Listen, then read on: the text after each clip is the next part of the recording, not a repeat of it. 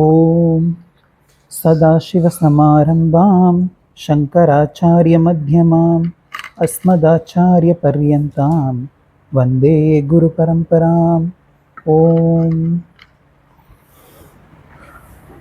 அனைவருக்கும் வணக்கம். எனக்கு கொடுத்துருக்கிற தலைப்பு ஸ்ரத்தா. இந்த தலைப்பில் 17வது அத்தியாயம். 17வது அத்தியாயத்தில் முதல் 4 ஸ்லோகங்களை சுவாமிஜி கொடுத்துருக்கார். 17வது அத்தியாயத்தினுடைய தலைப்பு ஸ்ரத்தா த்ரய விபாக யோகம். இப்போ இதில் ஸ்ரத்தை பற்றி என்ன சொல்லப்பட்டிருக்கு, இதை பார்க்கறதுக்கு முன்னாடி முகவுரையாக நம்ம சில கருத்துக்கள் பார்த்துடலாம். இப்போ முகவுரையில் பகவத்கீதையின் அமைப்பு முறை, இதுதான் முகவுரைக்கு நான் எடுத்திருக்கக்கூடிய தலைப்பு. எதுக்காக பகவத்கீதையின் அமைப்பு முறை அப்படிங்கிற தலைப்பு எடுத்துக்கிட்டேன் அப்படின்னா, இந்த பகவத்கீதையில் இருக்கக்கூடிய ஒவ்வொரு அத்தியாயங்களும் நம்ம பார்த்தோம் அப்படின்னா ஒன்னோட ஒன்று சம்மந்தப்பட்டிருக்கும். இப்போ முதலாவது அத்தியாயம் எடுத்துக்கலாம். முதலாவது அத்தியாயத்தில் அதனுடைய தாத்பரியம், நிறைய பேர் இந்த முதலாவது அத்தியாயம் அதில் பெருசாக எதுவுமே இல்லை அப்படிங்கிற மாதிரி நினைக்கிறாங்க. ஆனால் அது மிக மிக முக்கியமான ஒரு அத்தியாயம். ஏன்னா அந்த அத்தியாயத்தில் தான் அர்ஜுனனுடைய மனநிலை அந்த இடத்துல சொல்லப்படுது. அர்ஜுனனுடைய மனநிலை தெரிஞ்சுட்டு நான் என்ன பண்ணுறது அப்படின்னா, நம்மளும் அந்த மனநிலையில் இருக்கோங்கிறத தெரிஞ்சுக்கணும்.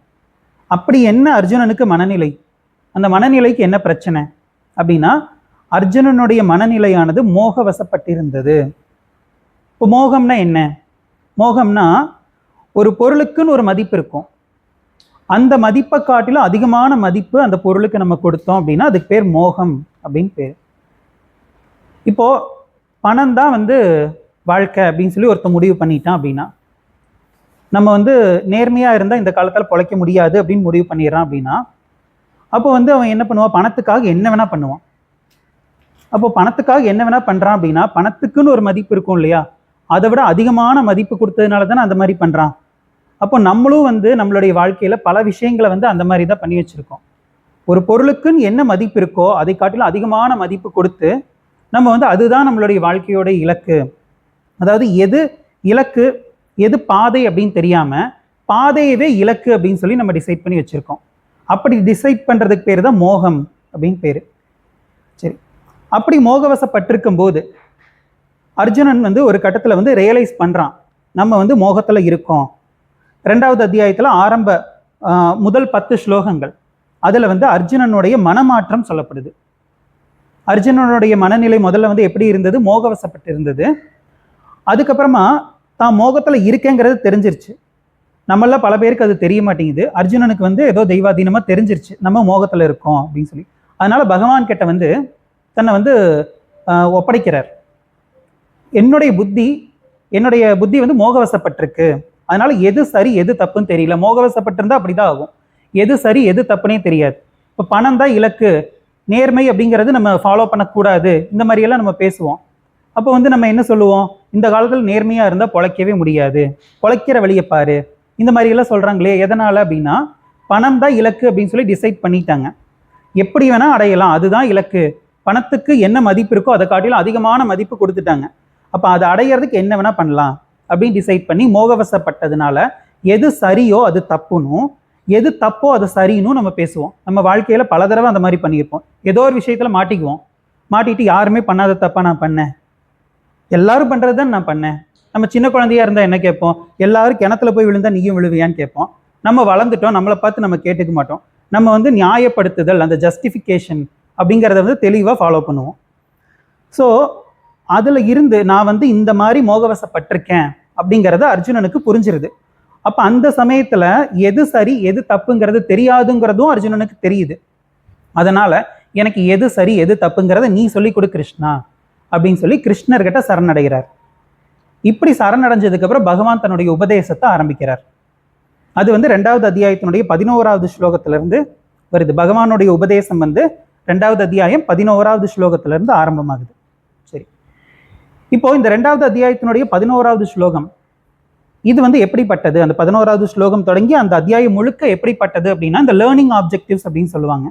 இப்போ இந்த சின்ன குழந்தைங்களுடைய புக்ஸ் எல்லாம் நம்ம எடுத்து பார்த்தோம் அப்படின்னா, அதில் வந்து ஒரு சாப்டர் ஸ்டார்ட் ஆகுதுன்னா அதில் ஆரம்பத்தில் வந்துட்டு ஸ்டார்டிங்கில் இருக்கிறது லேர்னிங் ஆப்ஜெக்டிவ்ஸ் அப்படின்னு சொல்லி சில விஷயங்கள் கொடுத்துருப்பாங்க. அது யாருமே படிக்க மாட்டாங்க.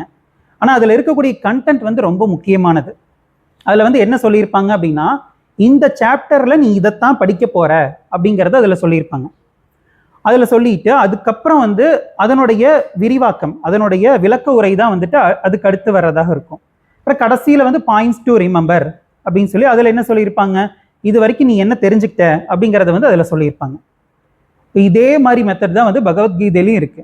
2வது அத்தியாயத்தில் வந்து 11வது ஸ்லோகம் தொடங்கி கடைசி ஸ்லோகம் வரைக்கும் லேர்னிங் ஆப்ஜெக்டிவ்ஸ் மாதிரி நம்ம வந்து இதைத்தான் தெரிஞ்சுக்க போகிறோம் அப்படிங்கிறது இருக்கும். அது ரொம்ப சுருக்கமாக சொல்லப்பட்டிருக்கும். அது வந்து ரொம்ப ரொம்ப ஆழமான கருத்துக்கள் கொண்ட ஒரு ஸ்லோகங்கள். அது ஒவ்வொன்றும் வந்து கிட்டத்தட்ட வந்து ஒரு சூத்திரம் மாதிரி சொல்லலாம்.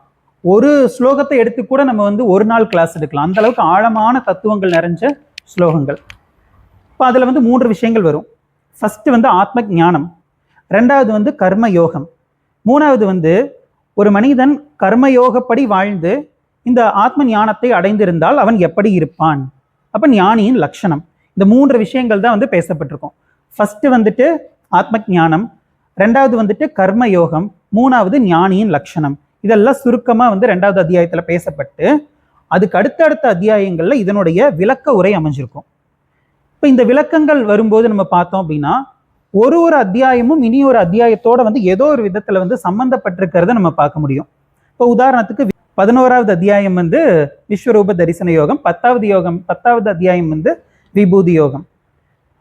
இந்த விஸ்வரூப தரிசன யோகம் இதுல வந்து நம்ம பார்க்கக்கூடிய அத்தனையுமே வந்து பகவான் தான் அப்படிங்கிற ஒரு ஞானம் வந்து அந்த இடத்துல கொடுக்கப்பட்டிருக்கும். அப்புறம் 12வது அத்தியாயம் வந்து பக்தி யோகம். இந்த பக்தி யோகத்துல இருக்கிற பக்தியிலேயே வந்து சிறந்த பக்தி, உயர்ந்த பக்தி எது அப்படின்னா அத்வைத பக்தி. இரண்டற்ற பிளவுபடாத பக்தி தான் வந்துட்டு சிறந்த பக்தி அப்படின்னு சொல்லி சொல்லப்படும். கடைசியா அப்படிதான் சொல்லி முடிப்பாங்க. அப்படிப்பட்டவர்கள் தான் ஞானிகள். அந்த மாதிரி பக்தி யார்கிட்ட இருக்கோ அவங்க தான் ஞானிகள். அதனால அந்த ஞானியினுடைய லட்சணமும் வந்து கடைசி ஸ்லோகங்கள்ல வந்து அந்த 12வது அத்தியாயத்துல பேசப்படும்.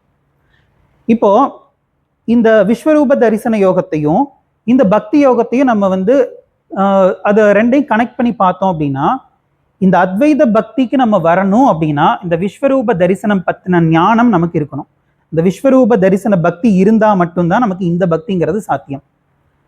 இதுக்கு அடுத்தது 13வது அத்தியாயம். நம்ம ஆச்சாரியார்கள் என்ன பண்ணியிருக்காங்க அப்படின்னா இந்த 18 அத்தியாயத்தையும் 3ஆ பிரிச்சுட்டாங்க. 6, 6, 6.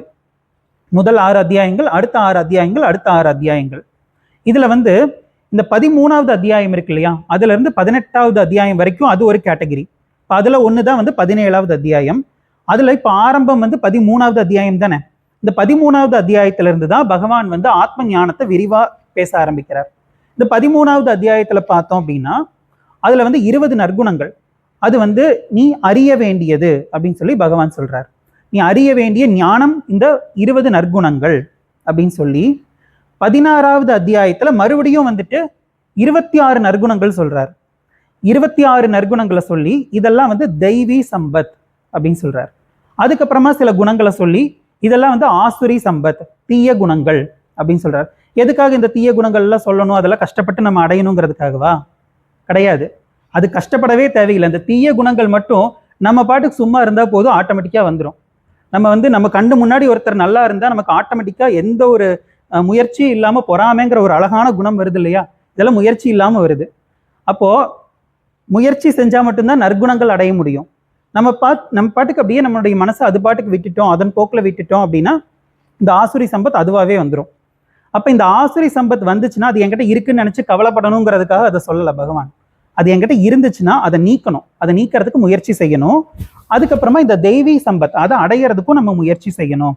ஏன் வந்து இவ்வளோ கஷ்டப்பட்டு இந்த தெய்வீ சம்பத்தெல்லாம் அடையணும் அப்படின்னா, அந்த தெய்வீ சம்பத்தை அடைஞ்சா மட்டும்தான் மனித பிறப்பு அப்படின்னு சொல்லி இருக்கு இல்லையா, அந்த மனித பிறப்பின் மூலமாக இந்த மனிதனாக இருந்து என்ன சந்தோஷத்தை அடைய முடியுமோ அந்த சந்தோஷத்தை அடைய முடியும். இல்லைன்னா இந்த மனிதனாக பிறந்து மனிதனால் மட்டும் அடைய முடிந்த சுகத்தை நம்மால் அடைய முடியாது. மனிதனால் எந்த சுகத்தை அடைய முடியுமோ அதை அடையணும்னா இந்த தெய்வீ சம்பத் இருக்கணும். அப்படி இல்லைன்னா நம்ம மிருகமாவே இருந்துக்கலாம். அப்போ மனித சுகத்தை அடைய வேண்டும் என்றால் தெய்வீ சம்பத் நமக்கு வேண்டும். அப்போ தீய குணங்களான இந்த ஆசுரி சம்பத்தை நீக்க வேண்டும். இப்போ இதெல்லாம் சொல்லிட்டு கடைசியில் என்ன சொல்றார் அப்படின்னா, மனிதனால் செய்யத்தக்கது எது, செய்யத்தகாதது எது அப்படிங்கிறத வந்து நீ அறியணும் அப்படின்னா அதற்கு அறிவை தரும் கருவியாக பிரமாணமாக இருப்பது சாஸ்திரம் அப்படின்னு சொல்லி முடிக்கிறார். இப்போ இப்படி முடிக்கிறார் இல்லையா, இதுல இருந்து தான் அர்ஜுனனுக்கு ஒரு கேள்வி வருது. சரியா? அந்த கேள்வி பத்தி தான் வந்துட்டு இந்த அத்தியாயம் வந்து அந்த கேள்வியில இருந்து தான் இந்த அத்தியாயம்ங்கிறத ஆரம்பிக்குது. இப்போ அது ஆரம்பிக்குதுன்னு சொல்றதுக்காகத்தான் நம்ம இவ்வளவு தூரம் வந்து இந்த முகவுரை பார்த்தோம். இப்போ அர்ஜுனனுக்கு என்ன கேள்வி வந்தது அப்படிங்கிறத பார்க்கலாம். அர்ஜுனனுக்கு என்ன கேள்விங்கிறது வந்து நம்ம அடுத்தடுத்து பார்க்கும்போது பார்ப்போம். இப்போ அதுக்கு முன்னாடி சாஸ்திர விதிப்படி நம்ம வாழணும் அப்படின்னா 2 நிபந்தனைகள் இருக்கு. ஒரு மனிதன் சாஸ்திரத்தில் என்ன சொல்லப்பட்டிருக்கோ அதன்படி அவனுடைய வாழ்க்கையை அமைச்சுக்கணும் அப்படின்னா அதுக்கு வந்து 2 நிபந்தனைகள் இருக்கு. ஒன்று சாஸ்திர ஞானம், இன்னொன்று ஸ்ரத்தா. ஒன்று சாஸ்திர ஞானம், இன்னொன்று ஸ்ரத்தா. இது வந்து சாஸ்திரத்துக்குன்னு மட்டும் கிடையாது, நம்ம வந்து சாதாரண விஷயங்களுக்கு கூட எடுத்துக்கலாம். இப்போ வந்து ஒழுக்கமாக இருந்தால் தான் சந்தோஷமா இருக்க முடியும் இப்படி சொல்றாங்கன்னு வச்சுக்கலாம். அப்போ வந்து ஒழுக்கத்தை பற்றிய ஞானம்ங்கிறது எனக்கு இருக்கணும், அப்போதான் வந்துட்டு அதை ஃபாலோ பண்ண முடியும். அதுக்கப்புறமா அந்த ஒழுக்கமாக இருந்தால் தான் சந்தோஷமா இருக்க முடியுங்கிற ஸ்ரத்தை எனக்கு இருக்கணும். இப்போ இந்த 2ம் இருந்தால் மட்டும்தான் என்னால் வந்து அதை ஃபாலோ பண்ண முடியும். அப்போ சாஸ்திரப்படி வாழணும் அப்படின்னா அதுக்கு என்ன நிபந்தனைகள்? சாஸ்திர ஞானம் மற்றும் ஸ்ரத்தா. இப்போ இதன் அடிப்படையில் நம்ம என்ன பண்றோம் அப்படின்னா 4 வகையான மனிதர்களை வந்து நம்ம பிரிக்கிறோம். அதாவது எதன் அடிப்படையில்னா சாஸ்திர ஞானம் மற்றும் ஸ்ரத்தா, இந்த 2இன் அடிப்படையில் நம்ம வந்து 4 வகையான மனிதர்களை வந்து பிரிக்கிறோம். அதுல முதல் வகை மனிதர்கள் அவங்களுக்கு வந்து சாஸ்திர ஞானமும் உண்டு, ஸ்ரத்தையும் உண்டு. நம்ம பார்த்துருப்போம் நிறைய பேர், நம்ம வயசான பாட்டிங்க இவங்களுக்கெல்லாம் வந்து சாஸ்திரத்துல ஸ்ரத்தை இருக்கும், சில பேருக்கு வந்து ஞானமும் இருக்கும். புராண கதைகள்லாம் வந்து நல்லா தெளிவா சொல்லுவாங்க. அப்போ சாஸ்திர ஞானமும் இருக்கும், ஸ்ரத்தையும் இருக்கும். நிறைய மகான்கள் ஞானிகளை எல்லாம் நம்ம பார்க்குறோம். அப்போ இப்படிப்பட்டவங்களை வந்துட்டு நம்ம கடந்த அத்தியாயம் வந்து என்னன்னு பார்த்தோம், 16வது அத்தியாயம் வந்து தெய்வ ஆசுரி சம்பத் அப்படின்னு பார்த்தோம் இல்லையா. அதுல வந்து நம்ம அவங்கள தெய்வீ சம்பத்தை உடையவர்கள் அப்படின்னு சொல்லி அந்த லிஸ்ட்ல கொண்டு வந்துடலாம். இப்போ ஃபர்ஸ்ட் கேட்டகரியில இருக்கிறவங்களுக்கு வந்து சாஸ்திர ஞானமும் உண்டு, சாஸ்திரத்தின் மீது ஸ்ரத்தையும் உண்டு. அப்போ அவங்கள வந்து நம்ம தெய்வீ சம்பத்தை உடையவர்கள் அப்படின்னு சொல்லிடலாம். இது முதலாவது கேட்டகிரி. இனி 2வது கேட்டகிரி, இவங்களுக்கு வந்து சாஸ்திர ஞானமும் கிடையாது, ஸ்ரத்தையும் கிடையாது. நம்ம இந்த மாதிரி வந்து நம்ம ஊர்ல நிறைய பேரை பார்க்கலாம்.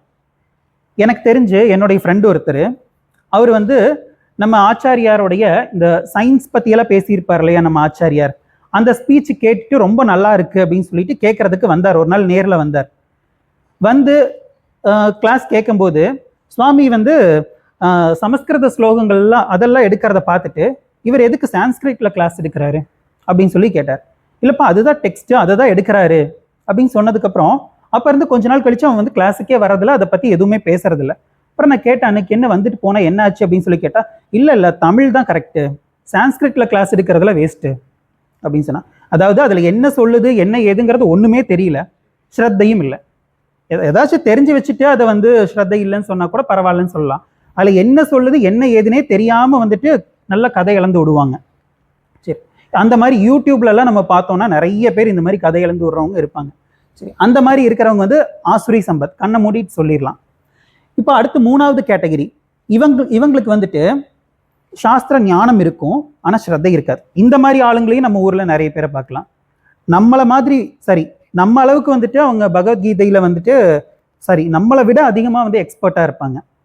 அதாவது ஃபிங்கர் டிப்ஸில் வச்சுருப்பாங்க. கீதை ஸ்லோகங்கள் எல்லாம் அவ்வளோ அழகாக தெளிவாக சொல்லுவாங்க. ராமாயண ஸ்டோரி எல்லாம் வந்துட்டு அவங்க அளவுக்கு நம்மளாலேயே சொல்ல முடியாது, அந்த அளவுக்கு அவ்வளோ தெளிவாக சொல்லுவாங்க. ஆனால் ஸ்ரத்தையே இருக்காது, அதை பற்றி தப்பாக பேசணுங்கிறதுக்காக மட்டுமே அதை படித்து வச்சுருப்பாங்க.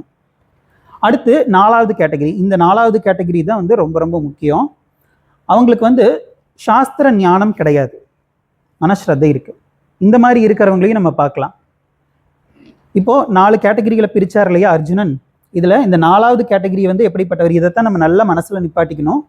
சாஸ்திர ஞானம் இல்லை ஆனா அவங்களுக்கு ஸ்ரத்தை உண்டு. சரி, இப்போ இது சம்பந்தமாக தான் வந்துட்டு 17வது அத்தியாயத்தினுடைய முதல் ஸ்லோகமானது ஆரம்பிக்குது. அந்த ஸ்லோகம் நம்ம வாசிக்கலாம். அர்ஜுனன் கேட்கிறார், கிருஷ்ணா, எவர்கள் சாஸ்திர விதிமுறைகளை மீறி, சாஸ்திர விதிமுறைகளை மீறி அப்படின்னா சாஸ்திர ஞானம் இல்லாம ஸ்ரத்தையால் உந்தப்பட்டு தெய்வங்களை வழிபடுகிறார்களோ அவர்களுடைய நிலைதான் என்ன? சத்துவ குணமுடையதா, ரஜோகுணமுடையதா அல்லது தமோ குணமுடையதா? மறுபடியும் வாசிக்கிறேன். அர்ஜுனன் கேட்கிறார், கிருஷ்ணா, எவர்கள் சாஸ்திர விதிமுறைகளை மீறி ஸ்ரத்தையால் உந்தப்பட்டு தெய்வங்களை வழிபடுகிறார்களோ அவர்களுடைய நிலைதான் என்ன? சத்துவ குணமுடையதா, ரஜோகுணமுடையதா அல்லது தமோ குணமுடையதா? இப்போ இந்த இடத்துல குறிப்பு அப்படின்னு சொல்லி ஒரு விஷயம் சொல்லியிருக்கேன். நம்ம போன அத்தியாயம் வந்து என்னன்னு பார்த்தோம்? தெய்வ ஆசுரி சம்பத் அப்படின்னு பார்த்தோம் இல்லையா? இப்போ இந்த தெய்வீ சம்பத் அப்படிங்கிறது வந்து சத்துவம், ராஜசம் தாமசம், இது ரெண்டுமே ஆசுரி சம்பத்.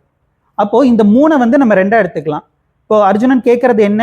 இந்த மாதிரி வழிபடுறவங்க, அதாவது சாஸ்திர ஞானம் இல்லாம அவங்களுக்கு வந்து ஸ்ரத்தை மட்டும் இருக்கு, அந்த ஸ்ரத்தையை வச்சு வழிபடுறாங்க. ஆனா அவங்களுக்கு சாஸ்திரத்தின் மீது சாஸ்திர ஞானம்ங்கிறது இல்லை. நம்மளும் வந்து சில சமயத்துல வீட்டுல எல்லாம் பூஜையெல்லாம் செய்வோம். ஆனா இந்த மாதிரி வந்து பகவானை வந்து வழிபடலாமா அப்படிங்கிற டவுட் நமக்கு இருக்கும். ஆனா ஸ்ரத்தை இருக்கும். அப்ப அந்த மாதிரி இருக்கக்கூடியவங்க தெய்வீ சம்பத்தை ஆசுரி சம்பத்தை உடையவர்களா? இதுதான் அர்ஜுனனுடைய கேள்வி. இப்ப இதுக்கு பகவான் எப்படி பதில் சொல்றார் அப்படிங்கிறத பார்க்கலாம். இப்ப இதுல வந்து பகவானுடைய பதிலை பார்க்கறதுக்கு முன்னாடி இதுல ரெண்டு விஷயம் இருக்கு இல்லையா? அந்த நாலாவது நல்லா பாருங்க. சாஸ்திர ஞானம் இல்லை, ஸ்ரத்தை உண்டு. அப்போ ஞானத்தை பத்தியும் நம்ம பேசியாகணும், ஸ்ரத்தையை பத்தியும் பேசியாகணும். அப்ப ஞானம் இல்லாதவர், இப்போ சாஸ்திர ஞானம் அவங்களுக்கு இல்லை தானே? அப்ப சாஸ்திர ஞானம் இல்லாதவங்க எப்படி இருப்பாங்கங்கிறத நம்ம பார்க்கணும் இல்லையா? அதை பத்தி இப்ப பார்க்க போறோம்.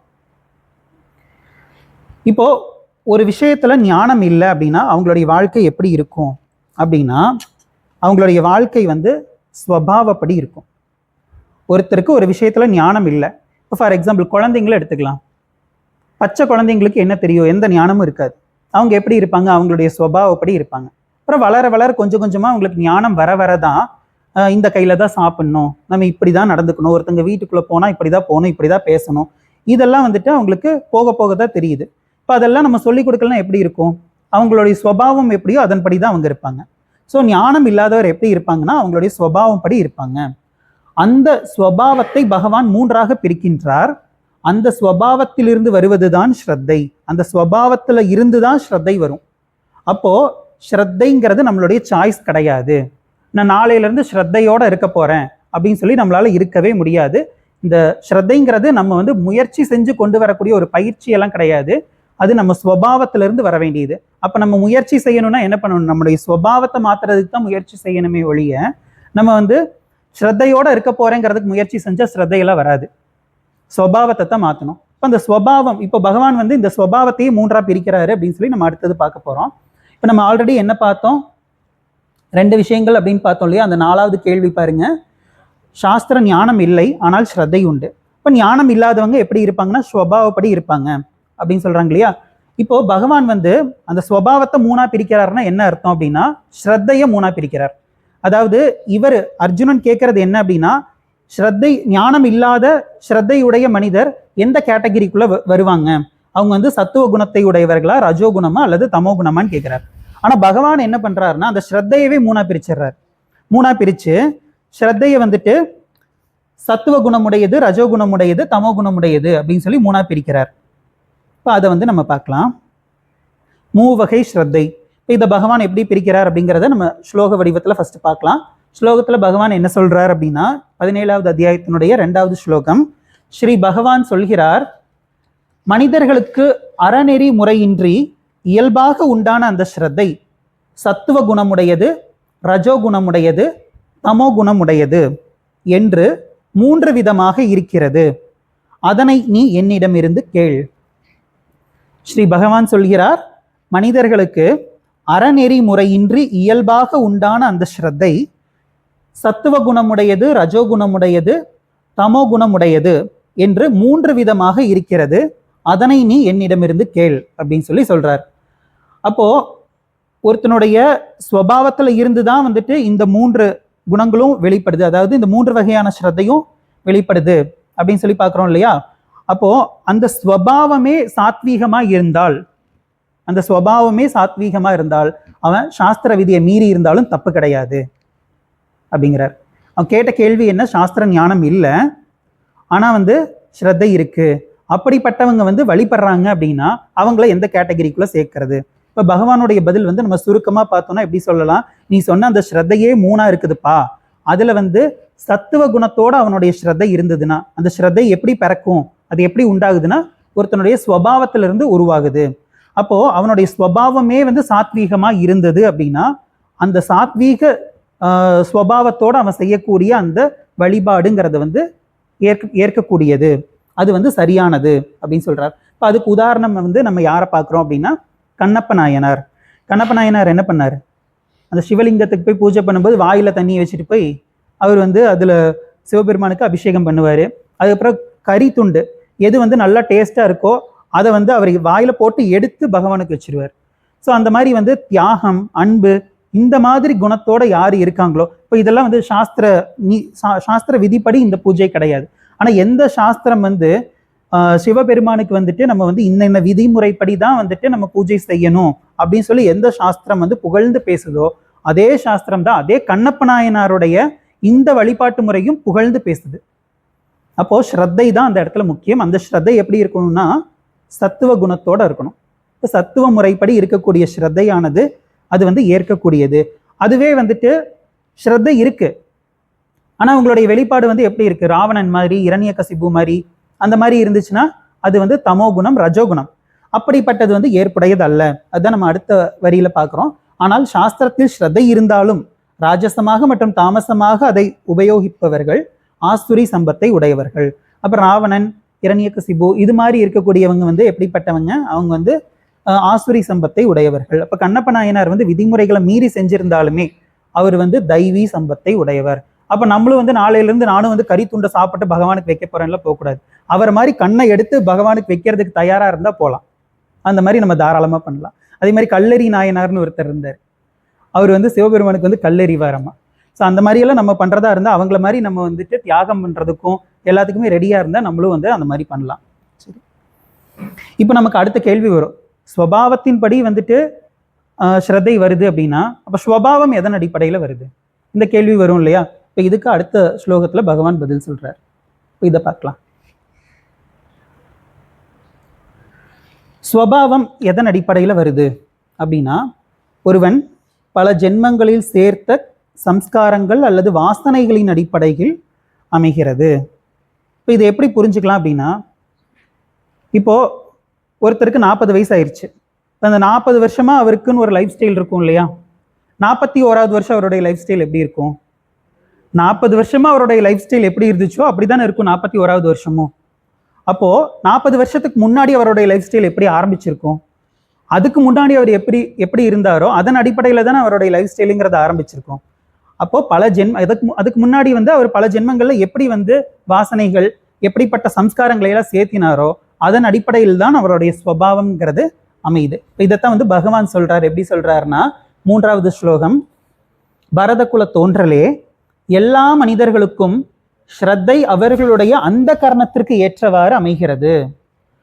இந்த மனிதன் ஸ்ரத்தையே உருவானவன். மனிதன் வந்து ஸ்ரத்தை இல்லாம ஒரு க்ஷணம் கூட இருக்க முடியாது. இன்னைக்கு மத்தியானம் சாப்பாடு சாப்பிட்டதே ஸ்ரத்தை இருந்ததுனால தான். ஸ்ரத்தை இல்லை அப்படின்னா நம்ம சாப்பிட்ருக்கவே மாட்டோம். ஸ்ரத்தை இல்லாமல் நம்மளால எதுவுமே பண்ண முடியாது. சில பேர் வந்து யாரையும் நம்பாத அப்படின்னு சொல்லுவாங்க. ஆக்சுவலாக யாரையும் நம்பாதங்கிறத நம்ம கரெக்டாக ஃபாலோ பண்ணுறதா இருந்தால் எல்லாரையும் நம்பணும். எப்படின்னா, யாரையும் நம்பாதன்னு அவர் சொல்கிறாரு இல்லையா, அப்போ அவரை நம்பக்கூடாது தானே? அப்போ அவர் சொல்கிறது தப்பு தானே? அப்போ எல்லாரையும் நம்பணும் தானே அர்த்தம்? அது அவரையும் சேர்த்தி, அதாவது யாரையும் நம்பாதன்னு சொல்லி அவர் சொல்கிறத நம்ம நம்பணும்னா அவரை ஃபஸ்ட்டு நம்பக்கூடாது. அப்போ அவர் சொன்னது என்ன, யாரையும் நம்பாதங்கிறது. அப்போ எல்லாரையும் நம்பணும். அப்போது ஸ்ரத்தை இல்லாமல் வந்து நான் வந்து இவரை நம்பவே மாட்டேன் அப்படின்னு சொன்னாலும் வந்து அதுவும் ஸ்ரத்தை தான். நான் கடவுளை நம்ப மாட்டேன் அப்படின்னா அதுவும் ஸ்ரத்தை தான். அப்போது மனிதன் வந்து ஸ்ரத்தை இல்லாமல் ஒரு க்ஷணம் கூட இருக்க முடியாது. அப்போ அவனுடைய ஸ்வபாவப்படி இந்த ஸ்ரத்தைங்கிறது வந்துட்டு தான் இருக்கும். அதுதான் பகவான் சொல்றார், இந்த மனிதன் ஸ்ரத்தையே உருவானவன். ஆகையினால் எந்த மனிதன் எந்த ஸ்ரத்தையோடு கூடியவனோ அவன் அந்த ஸ்ரத்தையின் தன்மை உடையவனே. அவனுக்கு எதுல ஸ்ரத்தை இருக்கோ, இப்போ இந்த வாக்கியத்தை வச்சு நம்ம வந்து ஒரு விஷயத்த நல்லா புரிஞ்சுக்கலாம். நான் வந்து என்னை வந்து இவர் ஏமாத்திட்டாரு, நான் நம்பி போன ஏமாத்திட்டாரு, இப்படியெல்லாம் சொல்றதுக்கு அங்கே வாய்ப்பே கிடையாது. நம்ம தான் வந்து தவறான இடத்துல ஸ்ரத்தை வச்சிருக்கோம். நம்மளுடைய ஸ்வபாவம் அப்படிப்பட்டதா பலகீனமா இருந்திருக்கு. இப்போ இதை மறுபடியும் நல்லா வாசிக்கலாம். இது முக்கியமான ஸ்லோகம். பரதகுல தோன்றலே எல்லா மனிதர்களுக்கும் ஸ்ரத்தை அவர்களுடைய அந்த கரணத்திற்கு ஏற்றவாறு அமைகிறது. இந்த மனிதன் ஸ்ரத்தையே உருவானவன். ஆகையினால் எந்த மனிதன் எந்த ஸ்ரத்தையோடு கூடியவனோ அவன் அந்த ஸ்ரத்தையின் தன்மை உடையவனே. அப்ப இந்த ஸ்ரத்தை எதுல இருந்து வருது? ஸ்வபாவத்துல இருந்து வருது. அந்த ஸ்வபாவம் எங்க இருக்கு? நம்மளுடைய அந்த கரணத்துலதான் இருக்கு. இப்ப அந்த கரணத்தை இந்த ஸ்வபாவம்ங்கிறது ஸ்வரூபம் கிடையாது. ஸ்வரூபம்னா மாத்தவே முடியாது, நெருப்பை மாத்தவே முடியாது, நெருப்புல இருந்து அக்னியை வந்து நம்ம எடுக்கவே முடியாது. அந்த மாதிரி கிடையாது இந்த ஸ்வபாவம்ங்கிறது. ஸ்வபாவத்தை மாத்திக்கலாம். அப்ப அதை மாத்துறது எப்படி அப்படிங்கிறது தான் வந்து தெய்வீ சம்பத் அப்படின்னு சொல்லி பகவான் சொன்னார். அதை அடையிறதுக்கு கொஞ்சம் முயற்சி செய்யணும். எந்த முயற்சியும் செய்யாம இருந்தா என்ன வரும்? ஆசுரி சம்பத் வரும். ஏற்கனவே நம்ம அசுரர்களா இருக்கோம். பகவான் வந்து ஒரு ஃபேமஸான ஸ்லோகா சொல்லியிருக்கார். எப்பெல்லாம் வந்து தர்மம் அழிந்து அதர்மம் பிறக்கிறதோ அப்போதெல்லாம் நான் அவதரிக்கிறேன். நம்ம அப்படியே ஆப்போசிட். எப்போதெல்லாம் அதர்மம் அழிந்து தர்மம் வருகிறதோ அப்போதெல்லாம் நம்ம வர்றோங்கிற மாதிரி நம்ம அந்த அளவுக்கு ஆசுரி சம்பத்தோட இருக்கோம். சரி, அப்ப நம்ம கொஞ்சம் முயற்சி செஞ்சு இந்த தெய்வீ சம்பத்தை அடைய வேண்டியதா இருக்கு. இப்போ நமக்கு அடுத்த டவுட் வரும், நான் வந்து எப்படிப்பட்ட சுபாவத்துல இருக்கேன், இதை நான் எப்படி கண்டுபிடிக்கிறது? இப்போ ஸ்வபாவத்துல இருந்து தான் ஸ்ரத்தை வரும். அப்போ ஸ்வபாவம் எப்படிப்பட்டது அப்படிங்கிறத நான் எப்படி, என்கிட்ட இருக்கக்கூடிய ஸ்வபாவம் எப்படிப்பட்டதாக இருக்கு, சத்துவமா ராஜசமா இல்லை தாமசமா, இதை நான் எப்படி கண்டுபிடிக்கிறது? இதுக்கு வந்து 3 அடையாளங்கள் இருக்கு. இது வந்து அடுத்த ஸ்லோகத்துல பகவான் சொல்றாரு. 4வது ஸ்லோகம். சத்துவகுணம் நிறைந்த மனிதர்கள் தேவர்களை வழிபடுகிறார்கள். ரஜோகுணம் உடையவர்கள் யக்ஷர்களையும் அரக்கர்களையும் வழிபடுகிறார்கள். மற்ற தாமச குணம் உடைய மக்கள் பிரேத பூதங்களை வழிபடுகிறார்கள். மறுபடியும் வாசிக்கிறேன். சத்துவகுணம் நிறைந்த மனிதர்கள் தேவர்களை வழிபடுகிறார்கள். ரஜோகுணம் உடையவர்கள் யக்ஷர்களையும் அரக்கர்களையும் வழிபடுகிறார்கள். மற்ற தாமச குணமுடைய மக்கள் பிரேத பூதங்களை வழிபடுகிறார்கள். இந்த ஸ்ரத்தை அப்படிங்கிறது வந்து கண்ணுக்கு தெரிஞ்ச பொருள் கிடையாது. கண்ணுக்கு தெரியுதுன்னா சௌரியமா போயிடும், நம்ம வந்து ஈஸியா கண்டுபிடிச்சிடலாம். இவனுக்கு வந்து தாமச ஸ்ரத்தை இருக்கு, இவனுக்கு வந்து சத்துவ ஸ்ரத்தை இருக்கு, இதை வந்து ஈஸியா கண்டுபிடிச்சிடலாம். ஆனா அது கண்ணுக்கு தெரியாது, அவங்களுக்குள்ள இருக்கக்கூடிய ஒரு பாவனை. அப்போ இதை வந்து சில அடையாளங்களை வச்சு நம்ம கண்டுபிடிக்கணும். அந்த அடையாளங்கள் வந்து பகவான் வந்து 3 அடையாளங்கள் வந்து 3 விதமான அந்த குணங்களுக்கும் தக்க அடையாளங்கள் வந்து சொல்றாரு. இப்போ இதுல வந்து நம்ம எப்படி எடுத்துக்கிறோம் அப்படின்னா, ஃபர்ஸ்ட் வந்து தேவதா, 2வது வந்து பிரகாரம், அடுத்து 3வது வந்து சங்கல்பம். இப்படி வந்து 3ஆ எடுத்துக்கிறோம். இதை வச்சு இன்னைக்கு வந்து நம்ம டிசைட் பண்ண போறோம், நம்ம வந்து எந்த ஸ்ரத்தையில இருக்கோம் அப்படிங்கிறத வந்து, எந்த சுபாவத்துல இருக்கோங்கிறத வந்து நம்ம குறிப்பா டிசைட் பண்ண போறோம். 3 பார்க்குறோம். என்ன? தேவதா, பிரகாரம், சங்கல்பம். தேவதா அப்படிங்கிறது உங்களுக்கு தெரியும், எந்த தேவதை, நம்ம வழிபடக்கூடிய தேவதை எப்படிப்பட்ட தேவதையா இருக்கு. பிரகாரம் அப்படிங்கிறது வந்து வணங்கும் முறை, நம்ம எந்த முறையில வணங்குறோம். அடுத்தது 3வது வந்து சங்கல்பம், நம்மளுடைய சங்கல்பம் எப்படிப்பட்டதாக இருக்கு, எதை நினைச்சு நான் வந்து இந்த வழிபாட்டு முறையை வந்து நான் செய்கிறேன். இப்போ வந்து சாத்வீக குணத்தோட இருக்கக்கூடியவங்க, அவங்க வந்து எப்படிப்பட்ட தேவதாக்களை வழிபடுவாங்க அப்படின்னா, நம்ம வந்து புராணங்கள்ல அப்புறம் வேதங்கள்ல பார்க்கக்கூடிய விநாயகர், ராமர், கிருஷ்ணர், இந்த மாதிரியான தேவர்களை வந்து நம்ம வழிபட்டோம் அப்படின்னா நம்ம வந்து சாத்வீக குணத்துல இருக்கோம் அப்படின்னு அர்த்தம்.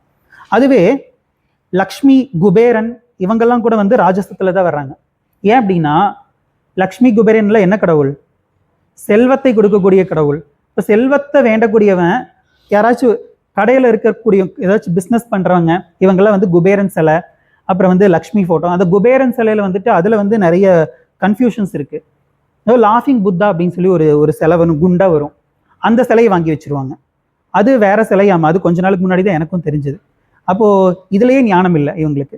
சரி, அப்போ வந்து குபேரன் சிலை, அப்புறம் வந்து லக்ஷ்மி ஃபோட்டோ, இந்த மாதிரியெல்லாம் வச்சு இந்த பிஸ்னஸ் பண்ணுறவங்க வழிபடுவாங்க. அவங்க வந்து சரஸ்வதி ஃபோட்டோ, அவங்களுக்கு வந்து ஞானம்னா ஆகாது. இந்த பணம் சேர்க்கணும் அப்படிங்கிறவங்களுக்கு வந்து கல்விங்கிறது ஆகாது.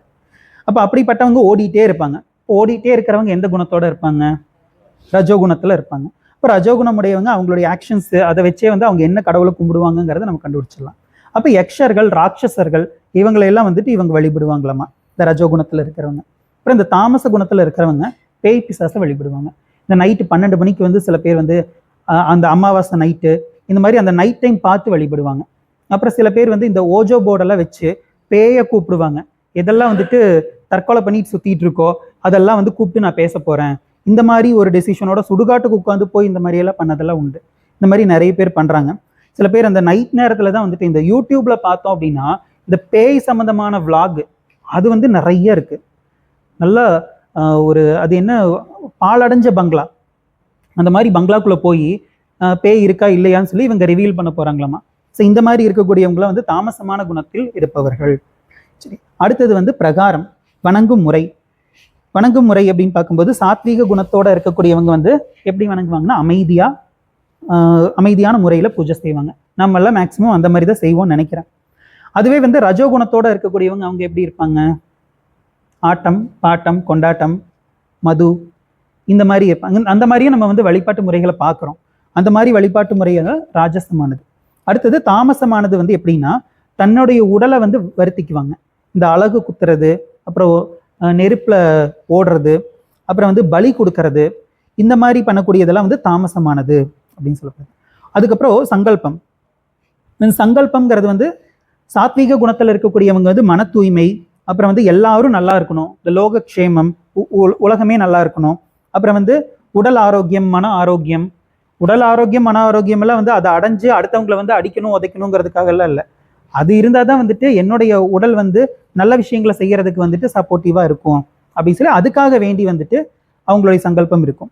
ஸோ இப்படிப்பட்ட சங்கல்பத்தை உடையவர்கள் வந்து சாத்வீக குணத்துடன் இருப்பவர்கள். ராஜசமான குணத்தை உடையவர்கள், நம்ம கற்பகம் மேடம் சொன்ன மாதிரி எனக்கு மட்டும் வேணும் அப்படின்னு நினைக்கக்கூடியவங்க, அந்த மாதிரி நினைக்கக்கூடியவங்க வந்துட்டு ராஜசமான குணத்தை உடையவர்கள். அடுத்தது வந்துட்டு மற்றவங்க அழியணும். இது வந்து ரொம்ப ஃபேமஸ்.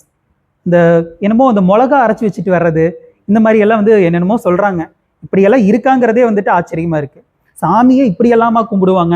அடுத்தவன் நாசமா போகணுங்கிறதுக்காக சாமியை கும்பிடுவாங்க. அது என்னன்னே தெரியல. இந்த சாமி கும்பிட்றதுனாலதான் வந்து இந்த தர்ம ஞானம்ங்கிறது நமக்கு வரணும். ஆனா சாமி கும்பிட்றதுலயே வந்துட்டு தர்மத்தை கடைபிடிக்கிறது இல்லை. இது திருட்டுத்தனமா வந்துட்டு ஏதோ ஒன்று பண்ணி நான் சாமியை பார்த்துடணும், நான் சாமியை பார்த்துட்டேன்னு எனக்கு சாமியோடைய அருள் கிடைச்சிரும். ஆனா அவங்க பண்றதே அதர்மம்.